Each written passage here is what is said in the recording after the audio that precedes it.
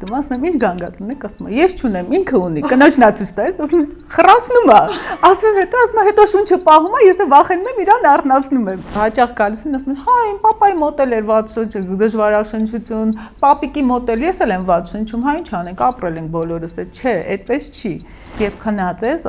օրգանիզմը ինքն է ստիպված կառավարում, քեզ արթնացնում է, որ դու ստիպված ներշնչես այդ օդը։ Իսկ եթե չարտանանք ու չներշնչենք։ Բարև ձեզ, ես Անին եմ։ Մեդֆորումում խոսելու ենք քթային դժվարաշնչությունից։ Իմ հյուրս Լամեդ բժշկական կենտրոնի քիթ-կոկորտականջաբան Լուսինե Սարգսյանն է։ Բարև ձեզ, դոկտոր ջան։ Բարև Անի ջան։ Շնորհակալ եմ, որ հյուրընկալվել եք մեզ։ Շնորհակալություն հրավերի համար, Անի ջան։ Ինչ ասել է դժվարաշնչություն, դոկտոր ջան։ Դժվարաշնչությունը դա օդի դժվարացած հոսքն է քթի խոռոչից դեպի ստորին շնչուղիներ։ Մարդը իհարկե բնությունից օժտված է քթով շնչելուն, բայց եթե քթով վատ է շնչում, մեխանիկորեն սկսում է շնչել բերանով։ Ինչ տարբերություն բերանով է շնչել թե քթով։ Քանի որ քթի խոռոչը ունի մի շարք ֆունկցիաներ, այսինքն նորմալ շնչառության ժամանակ օդը մտնում է քթի խոռոչ, խոնավանում է, մանրազերծվում է, տաքանում է, փոշը զրկվում է, նոր իջնում է դեպի ստորին շնչուղիներ, երբ որ դժվարացած է այդ process-ը, համապատասխանաբար սխալ կազմի օդը մտնում է մեր բերանի խոռոչ։ Կամ ասենք քթի խոռոչում մի շարք ռեցեպտորներ կան, որ օդը անցնում է, գլխուղեղին հասնում է ինֆորմացիա, որ դու լիարժեք օդ ես շնչել ու հագեցվածության զգացում ա քո մոտ առաջանում։ Այս բոլոր գործընթացները բերանով շնչելու դեպքում տեղի չի լինում։ Ռեցեպտորները քթի խոռոչում են։ Կա նույնիսկ հետազոտություններ, որ ներշնչված օդի, որ դեպի թոքեր պիտի գնա մոտ 30% թթվասներն ներծծվում է քթի խոռոչով։ Բացի նրանից, որ այդ ռեցեպտորները բերանի խոռոչում չկան, մենք չենք զգում այդ օդը, չի ֆիլտրվում եւ այլն։ Կարող է վնաս հասցնել մեր օրգանիզմին բերանով շնչառությունը։ Վնաս հասցնում է նրանը, որ լիարժեք օդ չի գնում, լիարժեք հագեցվածության զգացումը չի լինում, գլխուղեղը լիարժեք թթվածին չի ստանում, սիրտը չեն ստանում լիարժեք թթվածնի քանակ։ Ու դա բերում է այսինքն թթվածնային քաղցի գլխուղեղին, սրտին եւ ամբողջ օրգանիզմին։ Կարաբերի կողքից ֆարինգիտների, կծվածքի խանգարման, գիշերային շնչական համախտանիշի, որ հիվանդների մոտ այդ ժամանակ իրանք ստիպված խռացնում են, որովհետեւ երբ որ բերանով երկարատև շնչում է, իրանց մոտ քմային վարակույրը թուլանում է, սկսում է թրթռալ ու խռմփոցի այդ գանգատը լինում է։ Այսինքն խռմփոցը հենց բերանով շնչելու արդյունք է։ Այո, բերանով շնչելու։ Այսինքն եթե մարդը քթով շնչեր, չէր խռմփացնելու։ Չէ, բերանը երբ որ փակվում, խռմփոցը դադարում է։ Վտանգը այդ գիշերային շնչականգն է, բավականին տարածված գանգատ է, երբ որ գիշերվա ընթացքում մարդը խռացնում, մեկ է շունչը պահում է ու դրանից մեկ է կախված նրանից ինչքան է այդ կանգը լինում, պրոբլեմները շատ են ավելի, եթե երկարատև այդ շնչականգը, ու ինքը վերաթռնում, որտեվ չի շնչում, թթվածին չի ստանում, արթուն ժամանակ կառավարում ես դու ուզած-չուզած, իսկ երբ քնած ես,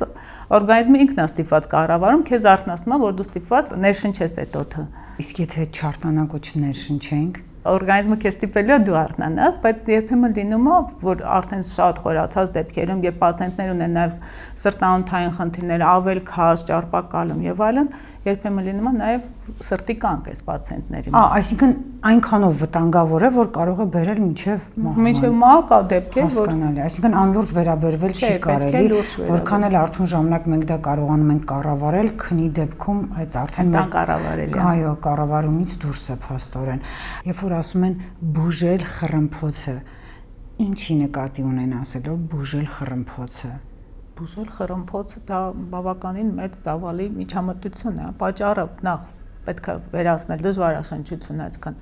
ապահովել նորմալ օդի հոսքը դեպի ստորին շնչուղիներ, դա քթի միջնապատից շտկումն է, խեցիների փոքրացումն է,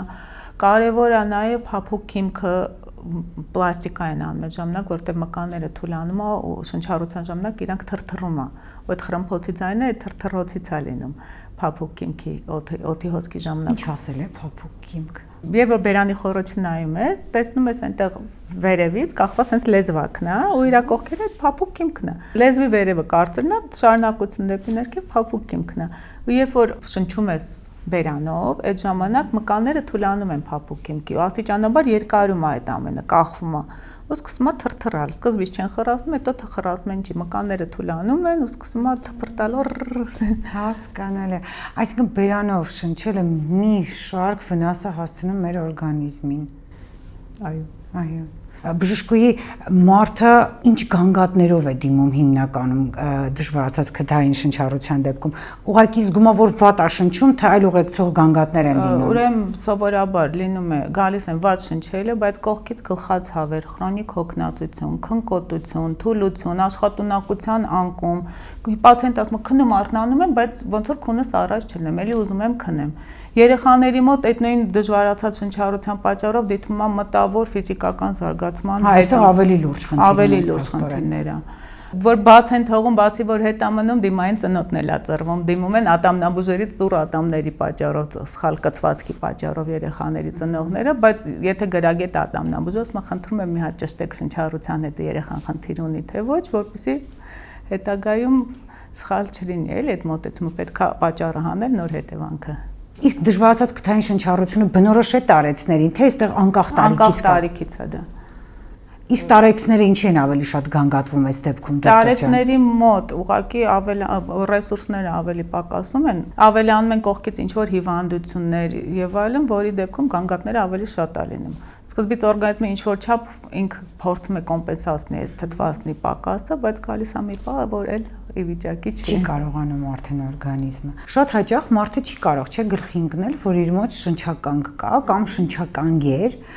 Այս դեպքում ձեր պրակտիկայում ինչպես են հանդիպել այս մարդիկ, ով դիմում են այս խնդրով։ Նրանք շատ հաճախ լինում են, զույգեր են գալիս ամուսինները, ամուսինը նստում է, ասում եմ, ինչ գանգատ ունեք, ասում է, ես չունեմ, ինքը ունի, կնոջն է ցույց տալիս, ասում եմ, խռացնում է, ասում եմ, հետո շունչը պահում է, ես էլ վախենում եմ, իրան արթնացնում եմ։ Այդ շնչականգի դեպքում է սովորաբար լինում ու ճիշտ է, շատ կարևոր է, որ կինը դա ֆիքսում է ու բերում է ամուսնուն, որպեսզի բարդություններ չլինի։ Օրինակ ձեր պրակտիկայում մարդիկ լուրջ ընդունում են դժվարաշնչությունը, դիմում են հենց այդ գանգատով, թե այլ լրացուցիչ գանգատներ առաջանալու դեպքում նոր միայն դիմում են։ Եթե այնպես է, որ լրիվ փակ է, դիմում են։ Իսկ եթե չէ, արդեն կողքից կարող է ինչ-որ մի ուրիշ մասնագետ պացիենտին ուղարկի, որտեվ դժվարացած քթային շնչառության պատճառով զարգացած հետևանքի պատճառով դիմել են ինչ-որ մի մասնագետի, հետո ուղարկվել են մեր մոտ։ Ամեն դեպքում կա այդ խնդիրը, որ մարդիկ լուրջ չեն ընդունում, որ ընդհանրապես դժվարացած քթային շնչառությունը դա ընդհանրապես չի, դա լուրջ խնդիր է, որովհետև թթվածինը ուղղակի մեր օրգանիզմ չի հասնում ու չի մատակարարվում։ Հաճախ գալիս են ասում են, հա, իմ պապայի մոտ էլ էր վատ դժվարաշնչություն, պապիկի մոտ էլ ես էլ եմ վատ շնչում, հա ինչ անենք, ապրել ենք բոլորս, չէ, այդպես չի։ Պետք է լուրջ մոտենալ, հետազոտվել, որպեսզի համապատասխան բուժօգնությունից հետո կյանքի որակը կարևորը լավանա, որտեվ իջնում է ամեն դեպքում պացիենտների մոտ կյանքի որակը, թուլությունն է, այդ գլխացավերը, շուտ հոգնածությունը ամեն դեպքում ազդում են, որը կարող է նաև կենտրոնացման խնդիր։ Հա, ուշադրության կենտրոնացման, հիշողության վրա է ազդում։ Կարող են դրանք շփոթացնել մարդուն, օրինակ, այլ մասնագետի դիմելու կամ գլխի չընկնելու, որ այս բոլոր պատճառը հետևանքները, այդ քնկոտություն, գլխացավ, սրտխփոց երբեմն գնում են ճնշման տատանումների կամ սրտխփոսների գանգատներով սրտաբանների մոտ։ Երբեմն գլխացավեր, թուլություն եւ այլն գնում են նյարդաբանների մոտ, որպեսզի ճշտեն կամ բուժում ստանան, հետագայում պարզվում է, որ այդ բոլորի հիմնական պատճառը եղել է քթային դժվարաշնչությունը, ու երբ որ մենք այդ հարցը կարողանում ենք ինչ-որ չափ շտկել,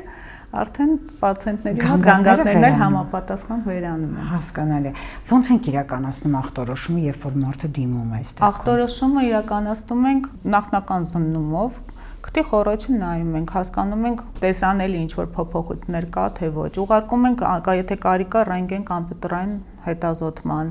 լաբորատոր ինչ-որ հետազոտությունների, ըստ դրա արդեն ըստ պատճառի խորհրդատրվում համապատասխան բուժումը։ Բուժումը իրանից ինչ է ենթադրում։ Եթե ուղղակի դժվարաշնչությունը պացիենտների մոտ, ասենք ինչ-որ հարբուխների պատճառով, հարբուխները կարող են լինել ինֆեկցիոն բնույթի, ալերգիկ բնույթի, դեղորայքային բնույթի, քթային այդ խեցիները ստորին մեծանում են, գալիս մոտենում են միջնապատին, դժվարանում է անցումը օդի, ու այդ դեպքում արդեն կամ ինչ որ դեղորայքային բուժում է նշանակում համապատասխան պատճառից կամ եթե խեցիները այսպես թե այնպես չեն փոքրանում, ուրեմն ինչ որ միջամտությունների դիմում, որպեսզի փոքրացնենք խեցիները, որ օդի հոսքը հեշտանա քթի խոռոչով։ Իսկ եթե պացիենտի մոտ ինչ որ օրգանական փոփոխություններ, այսինքն անատոմիական շեղումներ, միջնապատն է թեքված, պետքա շտկել այդ միջնապատը, պոլիպներ են, պետք է պոլիպները հեռացնել քթի խոռոչից։ Երեխաների մոտ ադենոիդները պետք է հեռացնել կամ ավելի վատ դեպքերում, երբ որ ուռուցքներ է, պետք է ախտորոշել արդեն ուռուցքի հետ կապված հեռացումը, հետագա բուժումը որոշելու համար։ Իսկ ինչպես եք վերաբերվում, օրինակ, եթե դժվարաշնչության դեպքում շատ կաթիլներ կան, ցողաշիթեր կան, մարդիկ սեփական նախաձեռնությամբ այդ օգտագործում են, կվնասեն դրանով, թե կօգնեն իրենք։ Ուրեմն այդ կաթիլների ֆունկցիան ինչ է, անոթասեղմիչ էֆեկտ է, որ կաթեցնում են, որպեսզի խեցիները փոքրանան, դեպի կողք գնան եւ օդի հոսքը հեշտանա։ Հա, շատ արդյունավետ է, շատ լավ իրանք զգում են, բայց դա երկարատև չի կարելի այդ կաթիլները անել, քանի որ սրտի ռեցեպտորներն են այդ անոթասեղմիչ կաթիլներին զգայուն նույն։ Ու դրա համար նույն անոթային այդ սպազմը գնում է նաև սրտը սնուցող անոթների։ Այսինքն կարող են ավելի վնասել, ընդ որում լուրջ վնաս։ Երկարատև օգտագործումը չի կարելի, այսինքն 7-ից 10 օր այդ բժշկի նշանակման կարելի է օգտագործել։ Քանի որ այդ կաթիլները սկսում են երկարատև օգտագործել, սկսում է պացիենտների մոտ դեղորայքային ռինիտ է կոչվում, կախյալություն է լինում այդ կաթիլներից, որտեվ իրանք պետք է իրանք գրպանում տանը ինչ որ ամենտեղ ունենան այդ կաթիլները, որ իրանք հանգիստ լինեն։ Բայց դա չի կարելի, հետագա բարդություններից խուսափելու համար պետք է դիմենք, հասկանանք ինչն է պատճառը, որ օգնենք պացիենտին։ Բժշկուհի ջան, ասացիք որոշ դեպքերում անհրաժեշտ է լինում միջամտություն արդեն, երբ որ խնդիրը քրոնիկ եւ բարդացած է լինում։ Ինչպիսի միջամտության մասն է խոսքը։ Խեցիների կոնկրետ մեծացման դեպքում մենք խորհուրդ ենք տալիս տեղային ցավազրկումով անել խեցիների ուլտրաձայնային դեզինտեգրացիա։ Ինչ է իրենից ներկայացնում։ Խեցին ինքը կավեռնոց հյուսվածք է, սպունգանման հյուսվածք է, երբ արյունով լցվում է, մեծանում, գալիս կպնում է միջնապատին։ Հիմա այդ քրոնիկ հարբուխների ժամանակ այդ խեցիները միշտ մեծ են։ Ուլտրաձայնային դեզինտեգրացիայի ժամանակ մենք խեցու մեջ գործիքով մտնում ենք ու այրում ենք այդ հյուսվածքը, դառնում է սպիական։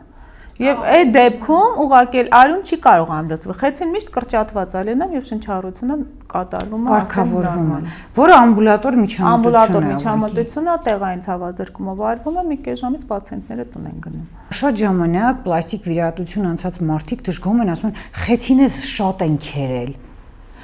Ինչ արտահայտություն է սա։ Օրինակ ինձ հետաքրքիր է, մի հատ մասնագիտորեն բացատրեք մեզ։ Պլաստիկ վիրահատությունների ժամանակ նորմալ քթի ծավալը փոքրանում է, որտեղ սովորաբար դիմում են ինչ որ թեք մեծ քթի պատճառով։ Քթի ծավալը երբ որ փոքրանում է, այդ եղած խեցիները, որ մինչև վետ նորմալ աշխատում էին, արդեն իրանք մեծ են, հարաբերական մեծ են լինում, դժվարանում է օդի հոսքը։ Ինչ որ միջավ կտրում են այդ խեցիներից, որ մեխանիկորեն այդ խանգարում, բայց այդ բերումը ատրոֆիկ հարբուխների, ռինիտների, որի դեպքում հիվանդները գանգատվում են քթի մշտական չորությունից, քթից հոսքից, դժվարաշնչությունից, երբ որ մեխանիկորեն դնում կտրում են խեցիները, հիվանդների մոտ գնում է ատրոֆիկ ռինիտ։ Այդ դեպքում խեցին ինքը ինչ էր անում, օդը խոնավացնում էր, օդը մանրազերծում էր, տաքացնում էր, որտեղ տաք արյունով լցված է խեցին, վրայով անցնում է, օդը տաքանում է։ Երբ որ կտրում են խեցիները, լորձի արտադրությունը ֆունկցիան խանգարվում է, օդը չի տաքանում, չի խոնավանում, լիարժեք։ Սնուցման խանգարման պատճառով անընդհատ այնտեղ գնում է կեղևների առաջացում, քթի չորություն, ու վատ են շնչում այդ պացիենտները։ Կարծես կոչվում է սինդրոմ պուստովո նոսա, դատարկ քթի համախտանիշ, որ կարծես թե խանգարող ոչ մի բան չկա, բայց հիվանդը լավ չի շնչում։ Մեր կլինիկան խորհուրդ չի տալիս հեռացնել խեցին, պետք է ընդհանրապես փոքրած վիրահատության ժամանակ դա հնարավոր է։ Խեցիները հեռացրեցին, ինչ են առաջարկում, օրինակ որպես քիթ կոկորտ ականջաբան մարդը դիմել է ձեզ այդ խնդրով, նորից պետքա վիրահատվի այդ մարդը։ Դժբախտաբար եթե խեցիները հեռացնում են, մենք արդեն ոչինչ չենք կարող անել, ընդհանրապես օգնող ինչ որ բուժում է, որ ըստ գանգատների խոնավացնող, ինչ որ յուղային, ինչ որ կաթիլներ, որպեսզի ընդհանրապես կյանքի որակը լավանա այդ պացիենտների, որտեղ այլ ոչինչ անել հնարավոր չէ։ Այսինքն նորմայում պետք չէ ուղղակի այդ խեցիներին ձեռք տալ։ Կարելի է փոքրացնել, բայց կտրել խորհուրդ չի տրվում։ Շատ հաճախ մարդիկ գանգատվում են, որ առավոտյան արթնանում են փակ քթի զգացողությամբ, այսինքն վատ են կարողանում, օրվա ընթացքում դա կարգավորվում է, անհանգստանալ պետք է թե ոչ։ Սովորաբար այդ հարբուխի պատճառով է լինում, բայց դա կարող է ալերգիկ, փոշի տզեր կան, որ բրդի հատկապես վերմակների, բմբուլի բարձերի մեջ են ապրում, դրա պատճառով ալերգիզացիա գնում ու խեցիները մեծանում են, առավոտյան արթնանում են փակ քթով։ Կարևոր է, որ սենյակում որ քնում են, տվյալ սենյակի օդի միկրոկլիման, այսինքն խոնավությունը պետք է նորմալ լինի, որպեսզի չոր օդի դեպքում էլ այլ խեցիները մեծանում ու կարող է երբ որ արթնանա, տեսնի լավ չի շնչում։ Այսինքն տատիկի ավանդական բրթե անկողինը կարող է վնաս հասցնել մեր օրգանիզմին։ Եթե պացիենտը ալերգիկ է, իհարկե։ Կարող է դժվարացած շնչառությունը սեզոնայնություն ունենալ ու ասենք սեզոնի հետ սրվել, անցնել մարդը մտածի, որ այդպես եղավ, անցավ, դա լուրջ չի։ Հարբուխների հետ ռինիտների ժամանակ, ալերգիկ ռինիտների ժամանակ դիտվում է սեզոնայնություն, այսինքն գարնան եւ աշնան շրջանում եւ ալերգենները շատանում են, ասենք գարնան է ծաղիկների ծաղկման շրջանում, աշնանը արդեն խոտաբույսերի ծաղկման շրջանում, այդ ծաղկափոշիները նպաստում են, որպեսզի խեցիները մեծանան, այդ ալերգիկ երևույթները սրվեն, ու այդ դեպքում դիտում է սեզոնայնություն, այսինքն գալիս է գարուն աշուն լավ չեմ շնչում։ Այս դեպքում ուղղակի դեղորայքային բուժում է, նշանակում է հակաալերգիկ կաթիլներ ու հետևում ենք ըստ դրա արդեն նշանակում ենք հենց սեզոնային, ասում ենք այ գարնան ու աշնան դու այս կաթիլները պետք է օգտագործես։ Իսկ օրինակ չդիմելու դեպքում կարող է երևույթը դառնալ քրոնիկ եւ բերել ավելի լուրջ բարդությունների։ Երևույթը կարող է քրոնիկ դառնալ, արդեն սեզոնային չլինի, ինքը կլոր տարին վատ շնչի։ Այս դեպքում արդեն բոլորովին այլ բուժում կպահանջի, թե միևնույն է լինում է դեղորայքային էլ չի օգնում, արդեն պետք է ինչ-որ միջամտություն անել, որպեսզի շնչառությունը կարգավորվի։ Այսինքն ոնց որ յուրաքանչյուր այլ դեպքերում ինչքան վաղ դիմի պացիենտը, այնքան խնդիրը ավելի հեշտ է։ Արդյունքը ավելի լավ կլինի, ինչքան շուտ դիմեց պացիենտը։ Բժշկուհի մեր ավանդական հարցը՝ ինչու գալ Սլավմեդ բժշկական կենտրոն եւ դիմել ձեզ։ Սլավմեդ բժշկական կենտրոնը հագեցված է լավ մասնագետներով, լավ տեխնիկայով, մարդկային վերաբերմունք է գնում։ Շնորհակալություն բժշկուհի ջան, հենց այս պոզիտիվ նոտայով էլ ավարտենք մեր հարցազրույցը։ Շնորհակալություն հրավերի համար, Ամի ջան։ Դիմեք բժշկի եւ շնչեք ազատ։ Առողջ եղեք։